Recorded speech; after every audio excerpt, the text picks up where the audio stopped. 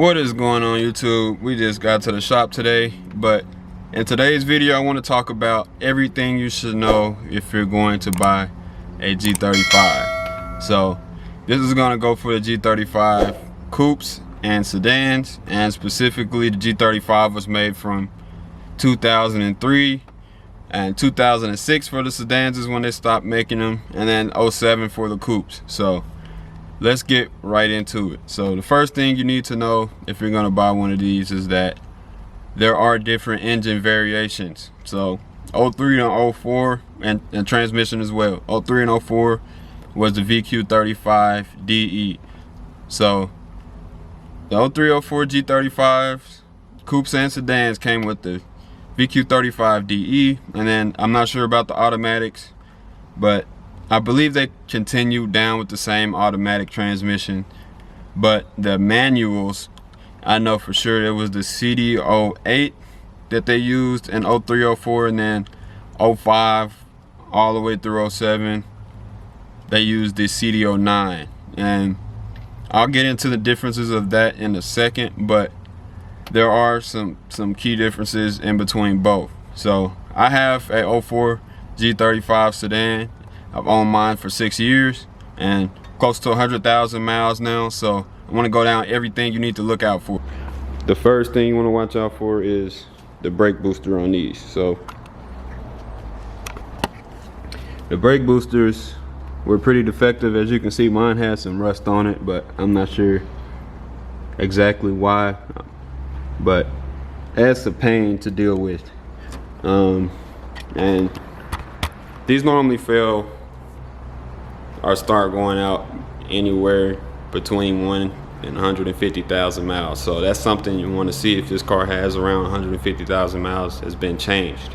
So make sure that's been changed, and if it hasn't, then go ahead and prepare yourself.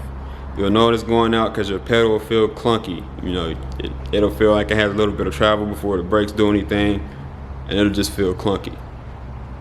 So that's something to be careful of. Another thing you want to do, even though mine is all apart, another thing you want to do, like if you do decide to get one of these, is add a oil catch can. And the reason you want to do that is because these cars, when they're under hard use, they put oil in places that they don't need to go, like your intake manifold. So let me explain the differences between the 03 04 and 05 06 G35. So in 03 04, the G35s used the DE, the VQ35 DE, and that was a pretty good motor. That's what I have in my 04, and they had some defects, but for the most part they were good motors. They are good motors, and they're pretty reliable, you know, if you keep them in A. So VQ35 DEs are good, but if you're getting a manual, the CD08s are kind of known not as a great transmission compared to the CD09. The CD09 is like the end all be all, the one you want, but CD08s are still not bad. I have 200,000 miles on mine, and I haven't had anything, you know, I haven't had any problems. So it just depends on how you drive the car and how you shift it. So for the 05 06 G35s, those came with the VQ35 rev ups, and the difference was with the rev ups is they changed a few things. They put a stronger oil pump in it and a lot of other things, but the main problem with the rev ups was that they had a serious oil burning issue. So they would burn oil at like a quart every 1,000 miles. It would be something that insane. So that's something to consider, and I'm not sure about the fixes on that because I haven't personally dealt with that, but that's just something you want to consider. But those also, I believe, came with the CD09, started in 05, somewhere in 05. Double check me on that, but I know that the CD09 started coming into at least the G35s in 05 somewhere. So I might be wrong, but I'll put it somewhere up here on the screen if I am.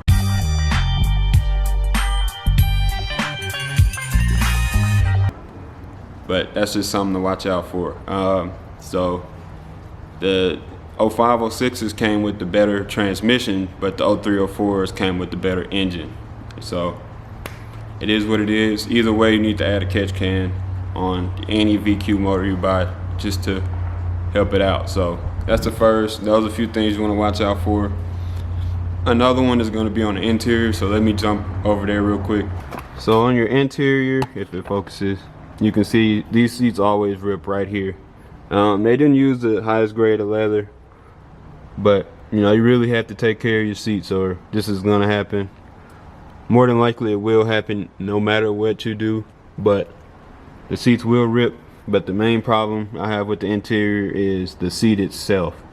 So the seat motors on these cars always go out, and that's a huge problem just in the sedans and the coupes too. They use the same seat, but the seat motors forward and back motion will start to struggle over time, and it's a pain. And to replace one of these, they don't sell you just the motor. You have to buy the entire bracket, and it's like 500 bucks. So if this happens, I would just say put some aftermarket seats in your car, and that's that. So make sure they work when you buy the car, but chances are this will go out if you own the car for enough time. So that's something to look at. Another thing to look at in the coupes is, well, and the sedans too, is that the front window motors, especially in the coupes though, this was a problem. The front window motors do go out probably every 100,000 miles, or probably every 50 to 100,000 miles. The window motors go out for the coupes. For the sedans, I had one go out on the passenger side. No, it was the driver's side window motor. It went out at 190,000 miles. So I mean, that's kind of a common thing, I would say, but it's not the simplest process to replace one of these, but I did nevertheless. So window motors do tend to go out. And another thing you can look out for is your gas gauge. A lot of people make videos of this, but your gas gauge will probably start fluctuating. This is a common Nissan thing. They have these problems on older and newer ones. But what happens is over time, they have these sensors that sense how much gas you have on this little level device on the fuel pump assembly, and it gets dirty or clogged and it can't read properly. So over time it won't read properly, and then you won't know how much gas you have. So that's something you have to watch out for too. If you do see the gas gauge not working correctly, then it's more than likely because that sensor is dirty and you just need to pull the fuel pump and clean it. So look that up if you're gonna buy one. That's a common problem. And go ahead and drop a like on this video if you made it this far, because I'm really dropping some gems in here about G35s.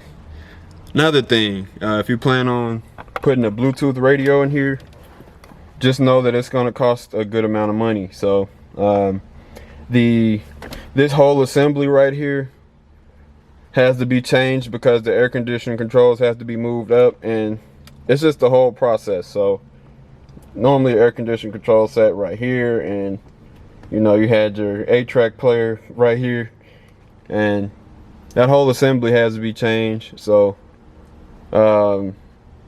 this assembly costs about close to $200. So be wary of that. And then on top of that, to change it, you're gonna have to drop pretty much the entire front dash and remove this clock. So it's gonna be a good amount of work. I have mine rigged up to where I can pop all this stuff out.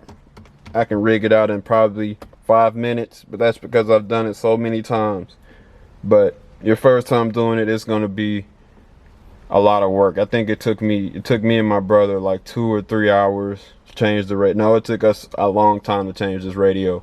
If you know what you're doing, it doesn't take that long, but your first time is gonna take a while. So keep that in mind if you plan on doing it. The other thing you need to know is that if you plan on adding any power, I hope y'all can see me in here. If you plan on adding any power to these cars, it's not gonna get that much NA. These cars probably, coupes and sedans at least, They probably can make anywhere from 280 to maybe 300 wheel full bolt-on, and this is NA, you know, full bolt-on, and that's with cam upgrades, everything, and they probably come with about 220 to 230 stock. So NA, these cars are pretty tough to pull power out of, but for a lot of people 300 wheel is pretty good, so you can do it. But another thing is it won't be cheap. So if you start adding, you know, going into that motor, it's going to get expensive real quick. So NA, these cars don't make that much, and if you do decide to go the boosted route, there are some things you need to consider. So, you know, if you plan on making big power, anything past 400, then you're probably gonna have to put some forged pistons and rods in these. And this goes for all the motors, you know, the DEs and the rev ups at least that came in the G35s. You're gonna have to change the rods out because they're too weak. And while you're changing the rods, you might as well change your pistons, and then you might as well upgrade. If you have a DE, you need to upgrade your oil pump because the oil pumps on these cars are weak. So, but now I'll go ahead and speak on the reliability of these cars. So this car was pretty reliable for the 6 years I owned it. I've driven it a lot of places. A few moments later. I've driven this car a lot of places though, like I was saying.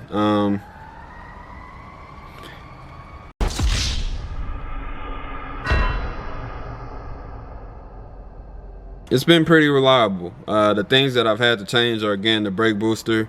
I've had to change the radiator. The radiator fans went out on me, and just general maintenance stuff. Those are things that you'll probably have to change on any car. So the car is going to be pretty reliable. Just remember the rev ups burn a ton more oil, so you might want to figure out, you know, what a fix is for that. I haven't researched it, but the rev ups burn a lot of oil, and I'm not sure what the fix is for it. So that's that. But as always, y'all take it easy and stay tuned for more videos. I'm still uploading daily. Tomorrow I'm probably gonna make a video of 5th gen Camaros for all my guys wondering if you should buy one or not. But that's that. Y'all stay tuned for tomorrow's video, and as always, y'all take it easy, and I will catch y'all in the next one.